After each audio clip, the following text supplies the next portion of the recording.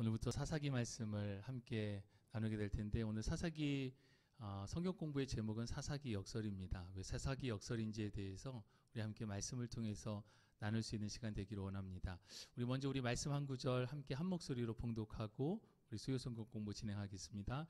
사사기서 21장 25절 말씀, 사사기 전체의 주제 말씀이라고 할 수 있는 성경 구절입니다. 사사기서 21장 우리 25절 말씀을 한 목소리로 봉독하겠습니다. 21장 25절입니다. 그때 이스라엘에 왕이 없으므로 사람이 각기 자기의 소견에 옳은 대로 행하였더라. 아멘. 원래 사사기 성경 공부를 준비하면서 처음에 생각했던 성경 공부의 전체 타이틀 제목은 사사기 열전이었습니다. 사사기를 통해서 사사들이 어떠한 일들을 행하였는지에 대해서 함께 살펴보고 그 가운데 주시는 교훈을 함께 나눴으면 좋겠다라고 생각을 하고 사사기 열전이라는 제목을 염두에 두고 사사기를 공부하다 보니까 사사기를 공부하면 공부할수록 사사기는 열전이 아니라 사사기에는 역설이 담겨져 있다라는 것을 깨닫게 되었습니다. 여러분, 사사기는 신앙의 위인들을 모아놓은 듯한 책으로 우리가 생각할 수가 있습니다. 성경에 나오는 전쟁의 영웅들, 하나님께 쓰임받았던 사람들이 줄을 이어서 계속해서 나오면서 그들을 통해서 하나님께서 구원의 역사를 이루어 가시기 때문입니다. 실제로 우리가 잘 알고 있는, 아마도 유초등 때부터 들었던 삼손이라든가 기드온 이야기들은 아마 어려서부터 우리가 잘 알고 있는 이야기일 것입니다. 이런 삼손 이야기, 기드온 이야기를 통해서 우리의 영화적인 상상력까지도 더 커지게 만들고 그것이 이미지화되어서 우리들 가운데 이렇게 잘 저장이 아마도 돼 있을 것입니다. 그러나 사사기는 단순히 어떠한 인물에 대한 위대한 업적 또는 재미있는 이야기가 아니라 사사기 안에는 하나님께서 우리들 가운데 주시는 메시지가 분명하게 있다라고 하는 것을 우리가 사사기 전체 안에서 들여다보는 것이 필요하겠다라는 생각을 하게 되었습니다. 그렇다면 사사기 전체에서 우리들 가운데 주시는 메시지는 무엇인가 라고 했을 때 우리가 앞서 함께 읽었던 사사기 21장 25절 말씀을 보니까 왕이 없답니다. 왕을 잃어버리고 자기의 소견대로 행하는 이스라엘 백성들의 시대상의 모습을 그대로 담아내고 있습니다. 이 때문에 사사기는 열전이 아니라 역설이 되는 것입니다. 많은 전쟁의 영웅들, 사사들이 등장하지만 결국에 이 사사시대의 전체적인 평가는 이스라엘의 왕이 없으므로 모든 백성들이 각자 자기의 소견에 옳은 대로 행하였던 시기, 그 시대가 바로 사사기 시대였다라고 하는 것입니다. 열전의 사전적인 의미를 찾아보니까 여러 인물들이 평생 동안 살아왔던 모습들, 업적들, 그것을 나열해서 이야기하는 것을 열전이라고 이야기합니다. 그럼 역설은 무엇인가 라고 했을 때 역설은 우리가 참으로 여기는 것이 있는데 이것과 정반대되어지는 다른 의견이 그 가운데 숨겨져 있는 것을 이야기합니다.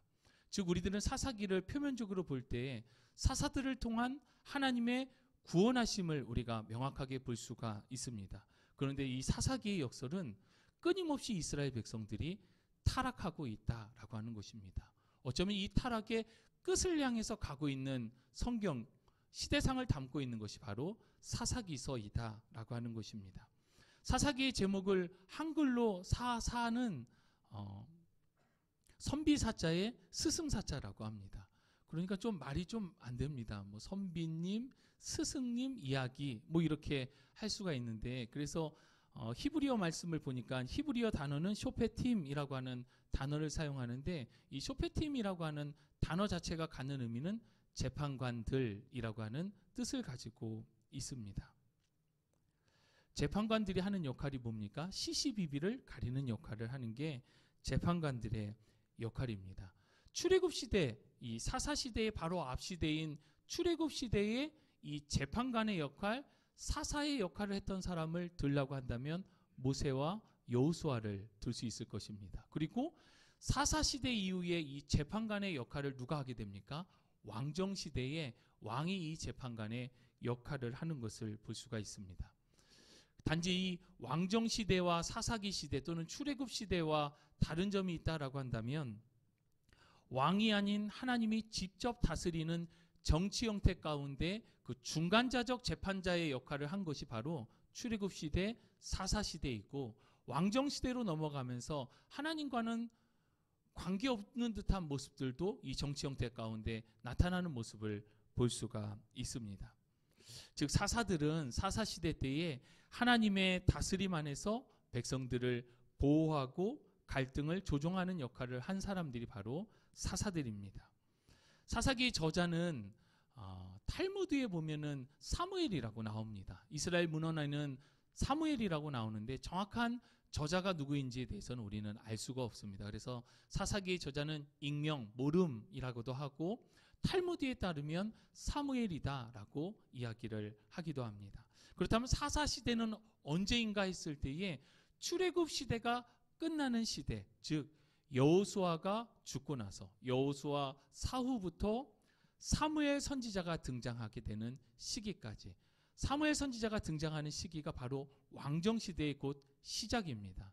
그래서 이 기간을 살펴보면 사사 시대는 약 300년에서 350년, 학자들에 따라서 이 연대기를 계산하는 방법들이 조금씩 다르기 때문에 어떤 학자들은 340년 또 320년을 얘기하는 학자들도 있는데, 300년에서 350년 사이로 보는 것이 일반적인 견해이다라고 할 수 있습니다. 여러분 나눠드린 프린트 보면은 우리 등장하는 사사들이 있습니다. 사사들은 총 12명이 등장합니다. 12명을 보면 첫 번째 사사가 운니엘이 등장을 하고, 이후 쭉 해서 12번째 사사인 삼손까지 등장하는 것을 볼 수가 있습니다. 이 프린트물은 오늘만 나눠드리고, 이거를 다음 주에도 갖고 오시면 전체적인 틀 안에서 우리가 사사들에 대해서 살펴볼 때에 알 수 있을 것 같습니다. 먼저 성경 구절을 보면 운니엘과 관련된 성경 구절은 나중에 찾아보시면 알겠지만 3장 7절에서 11절까지 말씀, 이 가운데 운니엘 사사의 활동사항이 담겨져 있습니다. 두 번째 사사 에훗은 3장 12절에서 30절까지 성경 구절을 보면 이 에훗과 관련된 이야기는 사사기 3장 12절에서 30절까지 나와 있습니다. 세 번째 사사는 삼갈인데, 이 삼갈은 한 절이 나옵니다. 3장 31절에 삼갈이라고 하는 선지자가 있었던 것에 대해서 설명하고 있습니다. 네 번째 선지자는 드보라입니다. 드보라는 4장 1절에서 5장 31절까지.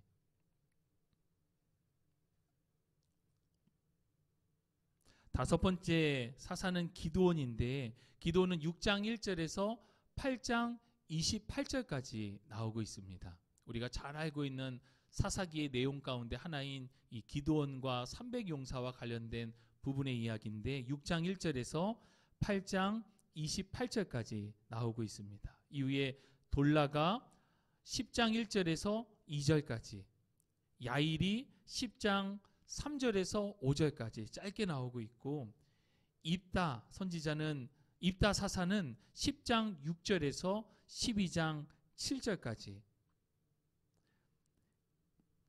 입사는 12장 8절에서 10절까지 나와 있습니다. 엘로는 12장 11절에서 12절, 압도는 12장 13절에서 15절, 그리고 마지막으로 삼손이 13장 1절에서 16장 31절까지 총 4장에 걸쳐서 삼손과 관련된 이야기가 나오면서 이 12명에 대한 사사들의 이야기가 끝이 납니다. 그런데 사사기가 여기서 끝나야 되는데 사사기가 여기서 끝나지 않습니다. 이후에 17, 18, 19, 20, 21장까지 진행되어지는데, 하단에 있는 사사기의 구조를 보시면 서론 부분을 보면 1장 1절에서 3장 6절까지 말씀을 보면 이스라엘 백성들이 여호수아가 죽고 나서 하나님의 명령에 따라서 유다와 베냐민 지파가 하나님의 명령을 따라서 가나안 정복 전쟁을 계속합니다. 그들뿐만 아니라 모든 지파들이 하나님의 말씀 가운데 순종해서 가나안 땅 정복 전쟁에 나서는데, 문제는 가나안 땅을 다 정복하지 못했다는 것입니다. 결국에는 가나안 사람들과 섞여 살게 되면서 그들이 가나안화 되어지게 됐고, 그 가운데 배교, 곧 하나님을 잃어버리고 우상을 섬기는 모습으로 변해가는 모습이 사사기 30부분이라고 할 수 있는 1장 1절에서 3장 6절까지 나와 있습니다.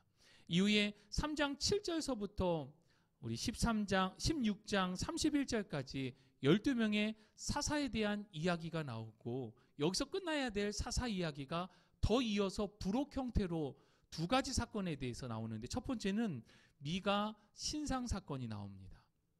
우리가 나중에 살펴보게 되겠지만 이 두 가지 사건, 미가 신상 사건과 레위인 첩 사건을 통해서 왜 하나님께서는 이 사사 시대에 대해서 이 두 가지 사건을 12명의 사사 이후에 왜 이 두 가지 사건을 함께 들여다보도록 우리들 가운데 이 말씀을 해주고 계시는가에 대해서 우리가 함께 살펴볼 수 있기를 원합니다. 사사기에는 패턴이 있습니다. 계속해서 반복되는 패턴이 있는데, 배교, 하나님을 잃어버리게 되는 것입니다. 이것을 우리가 죄라고 합니다. 하나님을 잃어버리고 우상 숭배를 하게 되어지는 배교, 곧 죄를 짓게 되고, 이러한 죄를 지었을 때, 하나님을 떠났을 때에 하나님께서는 이방의 압제를 통해서 이스라엘 백성들 가운데 고난을 통하여 깨닫고 하나님을 찾도록 하십니다. 그때 이스라엘 백성들이 하나님의 도우심을 구하며 간구할 때, 부르짖을 때에 하나님께서 그들을 구원하여 주십니다. 사사들을 통하여 하나님께서 이 구원의 역사를 베푸시는데, 문제는 이 구원의 역사 이후에 또다시 망각하게 된다는 것입니다.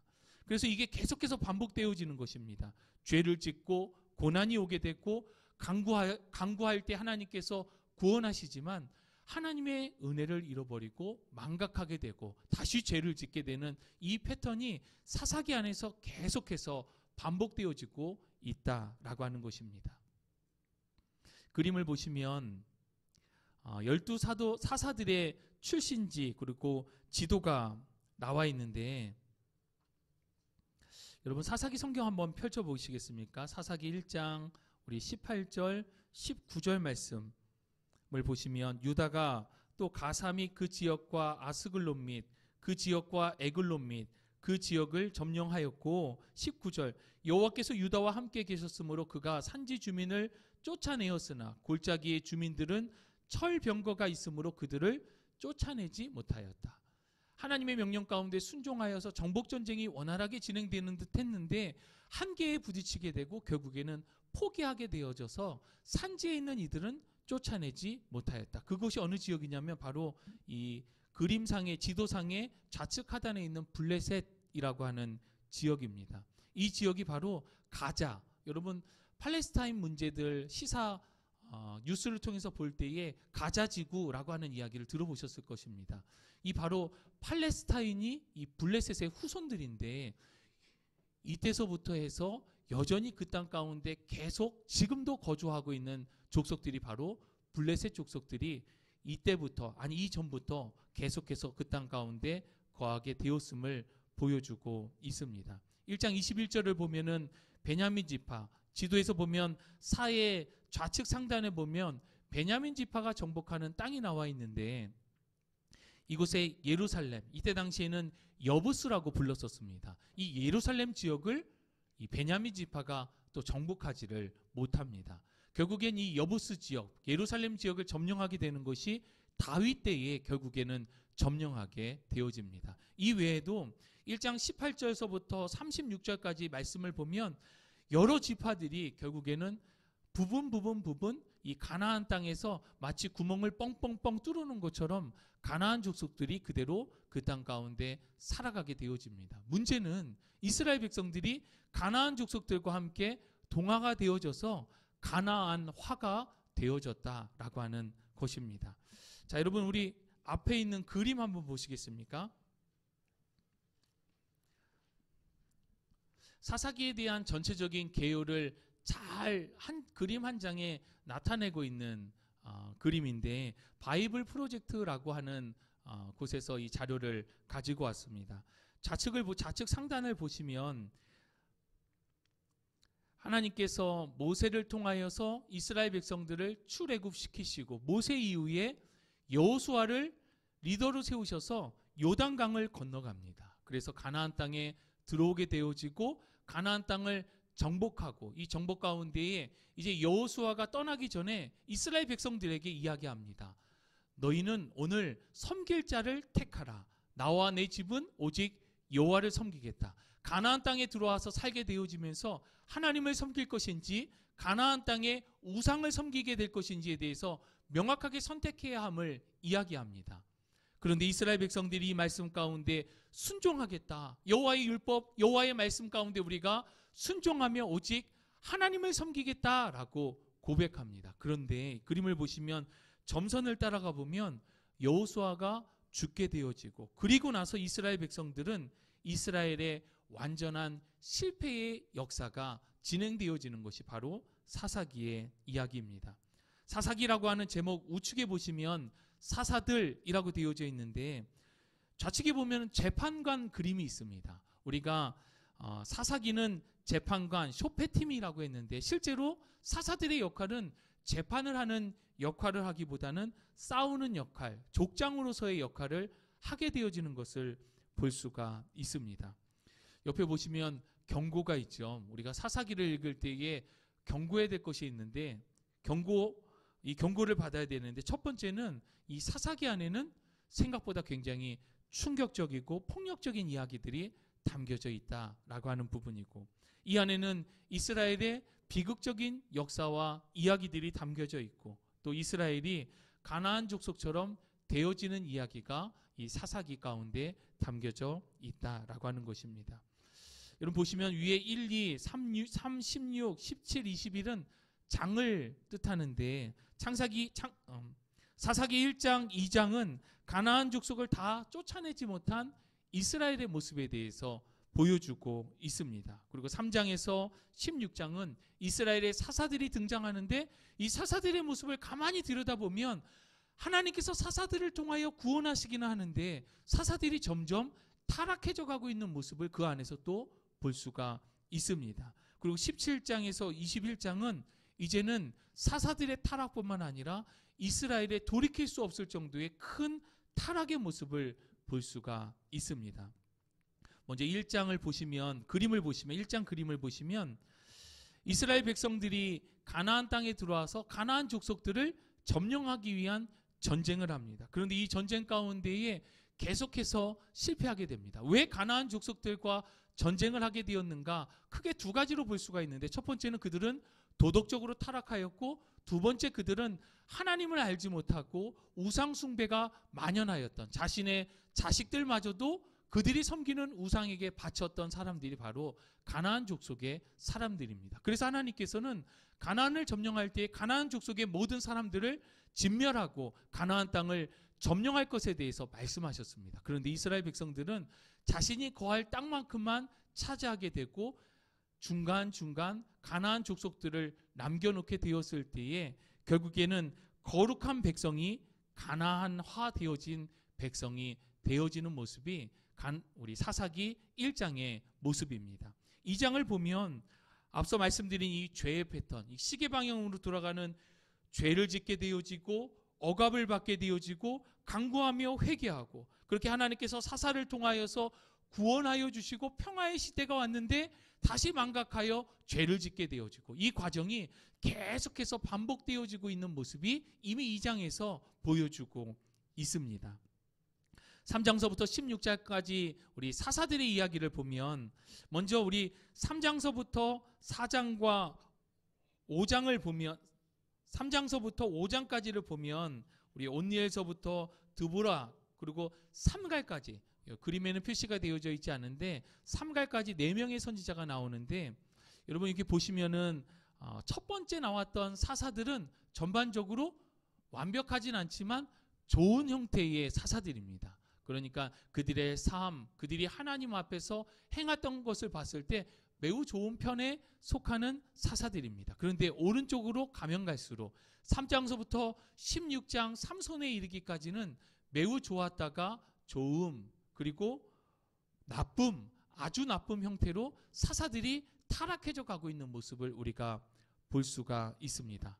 먼저 매우 좋음에 속하는 운니엘, 에후, 두보라와 같은 경우에는 하나님께서 그들을 통하여 또는 그들의 조력자들, 그들을 돕는 자들을 통하여서 이스라엘 백성들을 구원하시는 모습을 볼 수가 있습니다. 그리고 6장에서 9장 보면은 기드온과 300용사에 대한 이야기가 나오는데, 처음에 기드온은 겁장이었습니다. 하나님께서 기드온에게 이적을 보여주셨지만 기드온은 그것을 잘 믿지 못하였던 사람이었습니다. 그런데 그가 하나님의 말씀 가운데 온전히 순종할 때에 300명의 용사들만 가지고 하나님의 은혜 가운데, 그들 손에 들린 것은 칼이 아니었습니다. 등불과 항아리만 가지고 하나님의 말씀 가운데 순종할 때에 하나님께서 전쟁 가운데 미디안의 대군을 이기도록 승리로 이끄시는 것을 우리가 볼 수 있습니다. 우리는 기드온에 대해서 이 부분까지만 살펴보는 경우가 있는데, 이 뒤에를 보면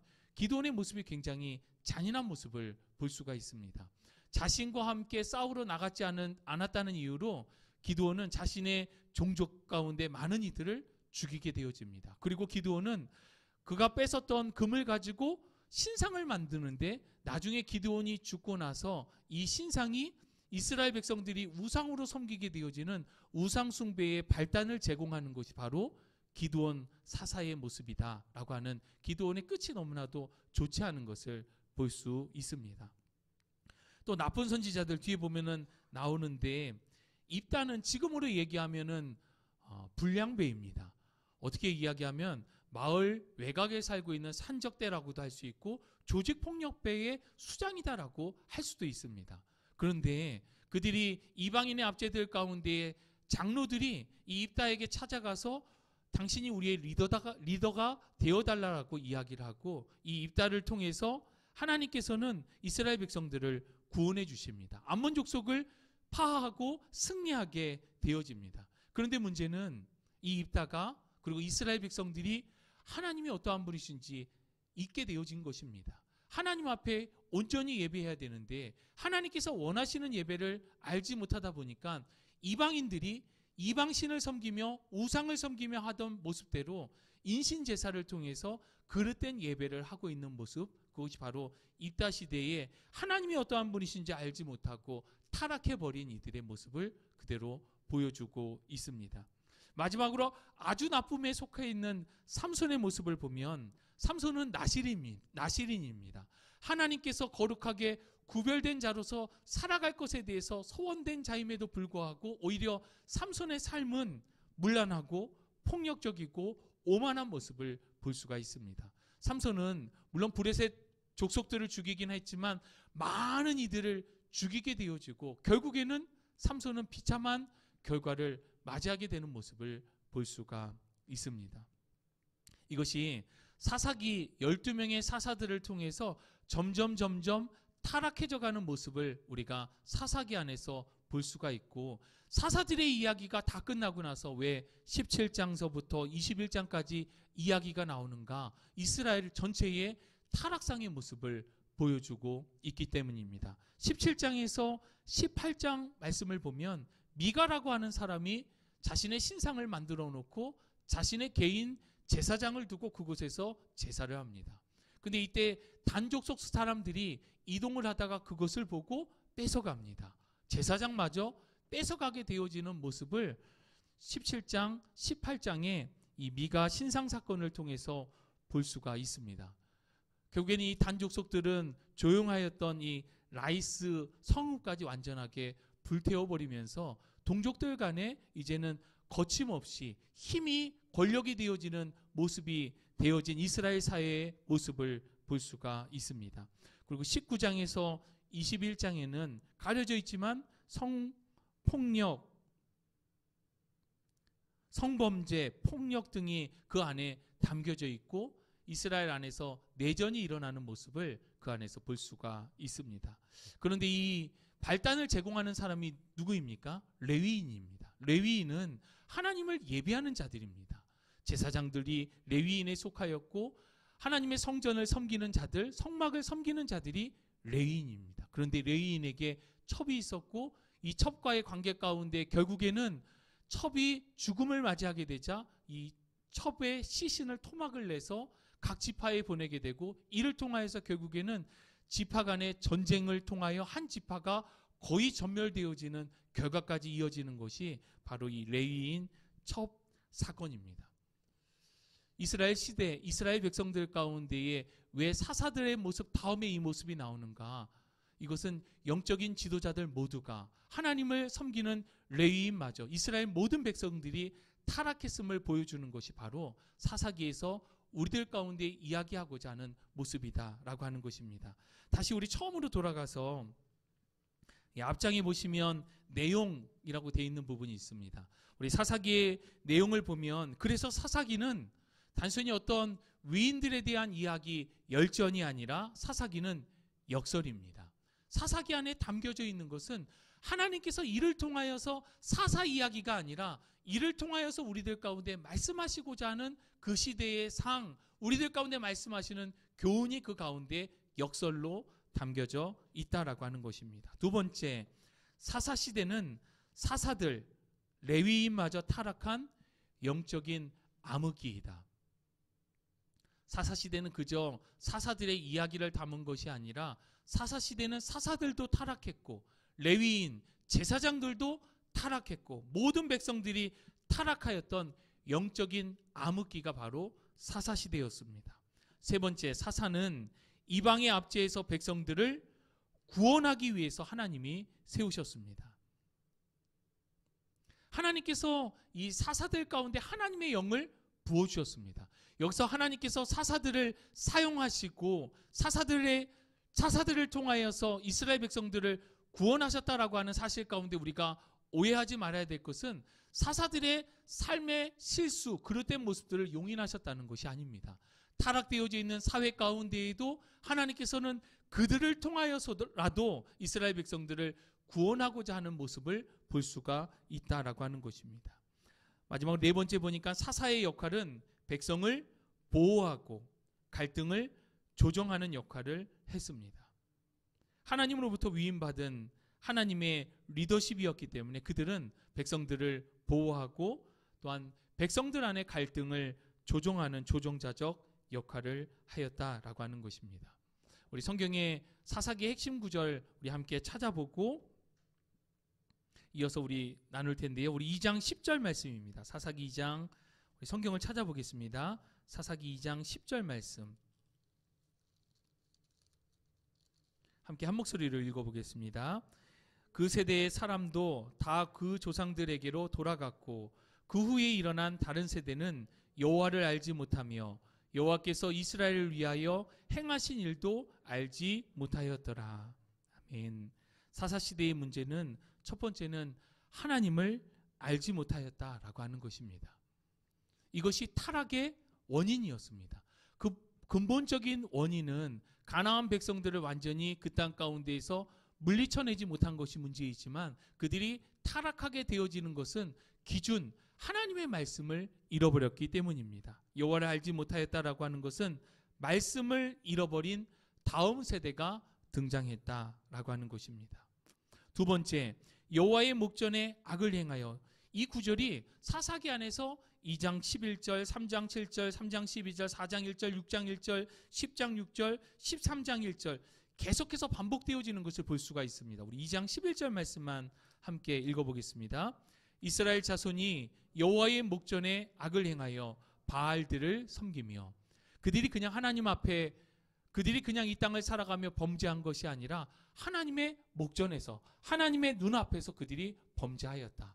그들의 삶 가운데 죄를 지을 때 거침없이 죄를 지었다라고 하는 모습을 표현한 것이 바로 여호와의 목전에서 죄를 지었다는 것입니다. 하나님 앞에서 바알을 섬겼던 이들, 하나님 앞에서 범죄하고 타락하였다라고 하는 것입니다. 하나님을 망각한 자들은 결국 그래서 우상 숭배로 규결되어지는 것을 볼 수가 있습니다. 우리가 죄를 진다라고 할 때, 하나님을 잃어버리고 죄를 진다라고 할 때 결국에는 이 죄의 모습은 우상 숭배의 형태로 나타나게 된다라고 하는 것입니다. 세 번째, 이스라엘의 왕이 없으므로. 우리 17장 6절 말씀 찾아보겠습니다. 사사기 17장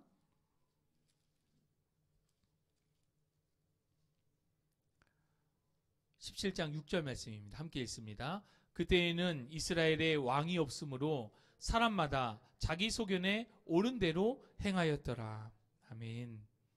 17장 6절뿐만 아니라 18장 1절, 19장 1절, 21장 25절에도 계속해서 반복되어지는 것이 이스라엘에 왕이 없었다라는 것입니다. 여러분, 왜 이때 당시 왕정시대가 아니었던 것을 왜 자꾸 강조하는 것처럼 왕이 없었다라고 하는 표현이 반복되어지고 있을까요? 이 왕이 없다라고 하는 것의 의미는 무엇일까요? 이 가운데 담겨져 있는 역설은 하나님이 없다라는 것입니다. 단지 사울 왕, 다윗 왕처럼 그 왕이 없었던 것이 문제가 아니라 그들 가운데에 마땅히 왕이신 하나님이 없었음에 대해서 계속해서 저자는 말씀하고 있는 것입니다.